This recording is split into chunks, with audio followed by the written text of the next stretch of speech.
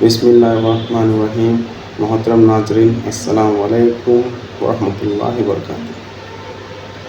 آج ہم مفتی سلمان اجری کے یہ شاندار بیان جسم کے بارے میں بتایا گیا ہے، اسے سنتے ہیں اور ویڈیو کو دیکھتے ہیں۔ اور جس جسم کو ہم دنیا میں سجاتے سنوارتے ہیں، قبر میں اس کا کیا انجام ہوتا ہے، یہ سلمان اجری کے بیان میں سنیں گے۔ آئیے ہم سنتے ہیں۔ اور ایک بات، ویڈیو پسند آئے تو چینل کو سبسکرائب کر لیجئے۔ السلام علیکم ورحمۃ اللہ وبرکاتہ۔ تم اپنے جسموں کا خیال کرتے ہو، میں تمہیں بتاتا ہوں اس جسم کی حیثیت کیا ہے۔ یہ جو چمڑی ہے اس کی حیثیت کیا ہے، یہ جو گوشت و پوست ہمارے جسموں پر ہے اس کی حیثیت کیا ہے پتہ ہے تمہیں؟ اس کو سجانے کے لیے عورتیں 2-2 گھنٹہ شیشے کے پاس کھڑے ہو کر میک اپ کرتی نہیں؟ ہم عورتوں کی طرف سے یہ میک اپ، لالی پاؤڈر اور کنگھیاں بالوں کو سجاتے رہے، اور تم اپنی باڈی کو بناتے رہے جیم میں جا جا کر کے۔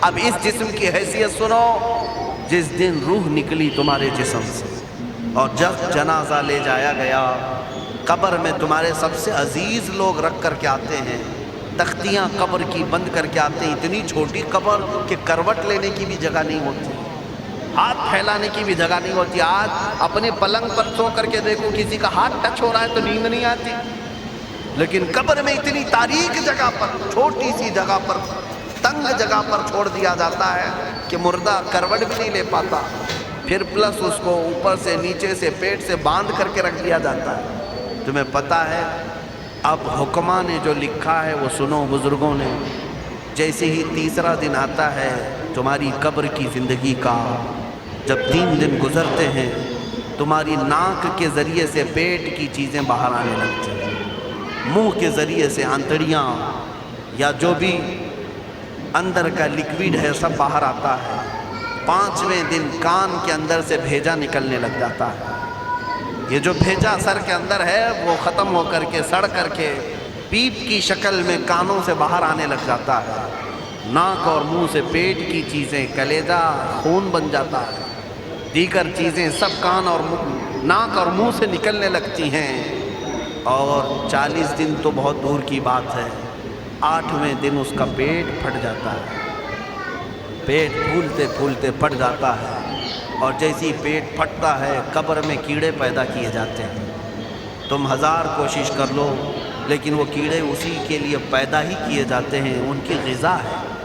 وہ ناک سے نکلا ہوا گودا، منہ سے نکلا ہوا گودا کھانے کے لیے کیڑے جمع ہو جاتے ہیں، پورے جسم پر طاری ہو جاتے ہیں۔ پیٹ جب پھٹ جاتا ہے تو اتنی شدید تعفن والی بو آتی ہے کہ قبریں بند ہوتی ہیں، ورنہ کئی لوگ صرف بو سے بیمار ہو جاتے ہیں، کئی لوگ۔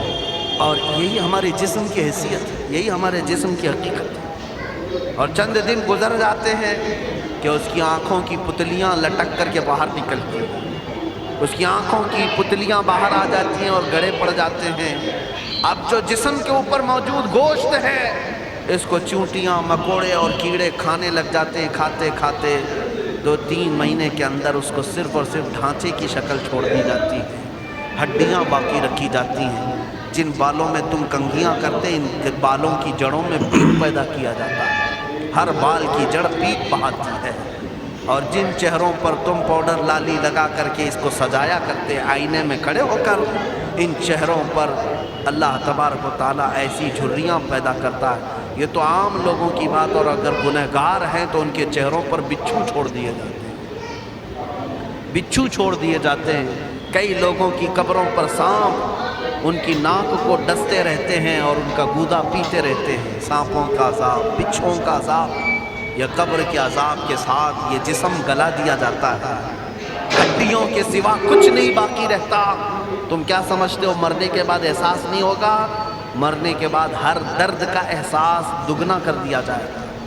آج زندگی میں جتنا تمہیں چونٹی کاٹنے سے درد ہوتا ہے، مرنے کے بعد یہ درد 10 گنا زیادہ بڑھ جائے گا، تمہیں اور درد ہوگا، اور درد ہوگا۔ یہی جسم جو کیڑوں کی غذا بن گیا، کفن ختم ہو گیا، ہمارے جسم میں پیٹ کا گودا باہر آ گیا، آنکھوں سے کانوں سے ساری چیزیں لکوڈ ختم کر دی گئی، بھیجا کانوں سے بہہ کر کے نکل آیا، بچا کیا ہمارے پاس؟ جس جسم کو ہم سجاتے رہے، سنوارتے رہے، اس پر ہزاروں پیسے بہاتے رہے، یہ جسم 40 دن کے اندر کیڑوں کی غذا بن گیا، سب ختم ہو گیا۔ میرے عزیزو، ہر انسان کے جسم کے ساتھ قبر یہی کرتی ہے، قبر دباتی الگ ہے، کیڑوں کا عذاب الگ ہے، بچھوؤں کا عذاب الگ ہے، لیکن یہ سب کے لیے احکام نہیں۔ کچھ وہ بھی جنازے ہیں جب یہاں سے جاتے ہیں تو ہزاروں کی آنکھوں میں آنسو چھوڑ کر جاتے ہیں، ہزاروں کی دلوں کی دھڑکن بند کر کے جاتے ہیں۔ ان کے جنازے جب جاتے ہیں تو اللہ کے ملائکہ بھی، فرشتے بھی ان کے جنازے کو اٹھانے کے لیے زمین پر آتے ہیں۔ یہ کون لوگ ہیں؟ جو اپنے سینوں میں عشق مصطفیٰ کی شمع روشن کیے ہوئے تھے، جینا چاہتے تو مصطفیٰ کے لیے، مرنا چاہتے تو مصطفیٰ کے لیے۔ فاضل بریلوی نے کیا خوب کہا، لحد میں عشق شہ، عشق رخ شہ کا داغ لے کے چلے، اندھیری رات سنی تھی چراغ لے کے چلے۔ جب قبر میں جاتا ہے ایک عاشق رسول، اسے رکھا جاتا ہے، کفن اس کا بھی ہے، جسم اس کا بھی ہے، لیکن فرشتوں سے بھی کہا جاتا ہے اسے آہستہ سے جگانا، محمد عربی کا غلام ہے، رسول پاک کا وفادار ہے، اور کیڑوں کا اس کے جسم کو کھانا تو دور کی بات، فرمایا گیا قیامت تک اس کے کفن کو بھی میلا ہونے نہیں دیا جاتا۔ نہ تمہاری آنکھ سے، نہ تمہارے ناک سے، نہ تمہارے چہرے سے کوئی گودا باہر آتا ہے، کچھ نہیں میرے عزیزو۔ جسم تر و تازہ سلامت رکھا جاتا ہے، 1000 سال کیا 10,000 سال گزر جائیں، حوادث زمانہ بھی آئیں، لیکن اس کی قبر میں اس کا جسم سلامت رکھا جاتا ہے۔ اب تمہارے ہاتھ میں فیصلہ ہے، کون سا جسم بنانا چاہتے ہو، وہ جو کیڑوں کی غذا بن جائے، یا وہ جس پر فرشتے بھی اتر کر سلام بھیجیں۔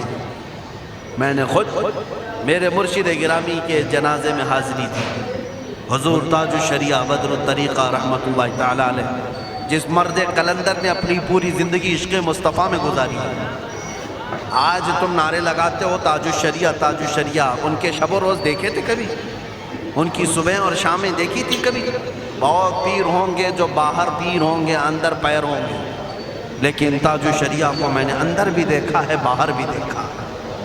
آنکھیں بند بھی ہوتی، آنکھوں سے اگر کوئی چیز نظر بھی نہیں آ رہی ہوتی، تب بھی اتنا خیال ہوتا کہ کہیں سطر تو نہ کھل گیا ہو، کہیں پائجامہ اوپر تو نہیں ہو گیا ہو، سونے کے حالت کی بات کر رہا ہوں، کوئی نہ ہو تب بھی یہ خیال باقی رہتا۔ کون سا ایسا دن گزرتا جب وہ دلائل الخیرات نہیں پڑھ رہے ہو، محترم ناظرین، قصیدہ بردہ اس شریف کی نہ فل پڑھ رہے ہو، ویڈیو کی لنک میں نے ہزاروں ڈسکرپشن میں رکھ سفر دیا، کی جا کے چیک کریں۔ مصروفیات کے بعد